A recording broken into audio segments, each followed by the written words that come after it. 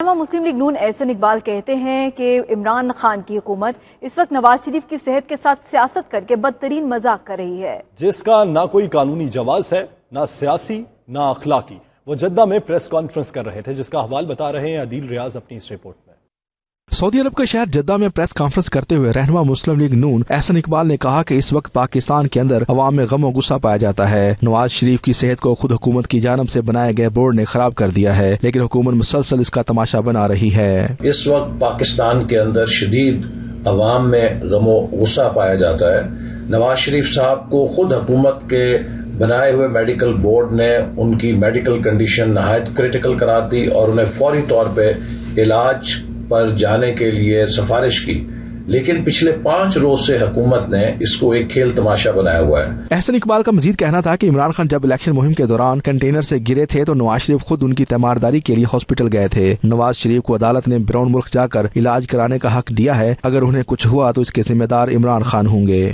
کہاں وہ نواز شریف کے جب 2013 کے انتخابی مہم میں عمران خان صاحب کنٹینر سے گرے تو وہ اپنی انتخابی مہم کو معطل کر کے ان کی تیمارداری کے لیے گئے، اور پورے ملک کے اندر انہوں نے مسلم لیگ نون کی انتخابی مہم کو معطل کر دیا، جبکہ عمران خان صاحب بدترین کردار کشی کر رہے تھے اس انتخابی مہم کے اندر نواز شریف صاحب کی۔ اور اگر خدا نہ خواستہ نواز شریف صاحب کی صحت کو کوئی نقصان پہنچتا ہے، اس کی براہ راست ذمہ داری عمران احمد نیازی صاحب پر ہوگی۔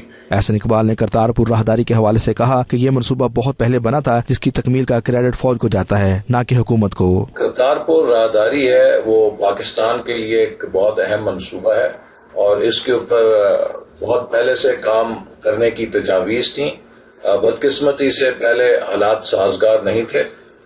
جب army chief general Qamar Bajwa نے اس کی حمایت کا اعلان کیا تو اس کے بعد اس پر FWO نے فوری طور پہ کام شروع کیا، اور یہ اسی وجہ سے ممکن ہوا کہ یہ فوج کی نگرانی میں FWO نے اس پر کام کیا۔ اگر اس میں عمران نیازی صاحب کی حکومت کا کوئی عمل دخل ہوتا تو اس منصوبے کا حشر بھی پشاور کے BRT جیسا ہوتا۔ پریس کانفرنس سے خطاب کرتے ہوئے رہنما مسلم لیگ نون کا یہ بھی کہنا تھا کہ آزادی مارچ کے مطالبے پر تمام اپوزیشن جماعتیں متحد ہیں۔ 2020 الیکشن کا سال ہے، ہم چاہتے ہیں الیکشن سے سلیکٹڈ نہیں الیکٹڈ حکومت برسر اقتدار آئے، جس سے ملک کے معاشی حالات بھی ٹھیک ہوں۔ عدیل ریاض، 92 نیوز، جدہ۔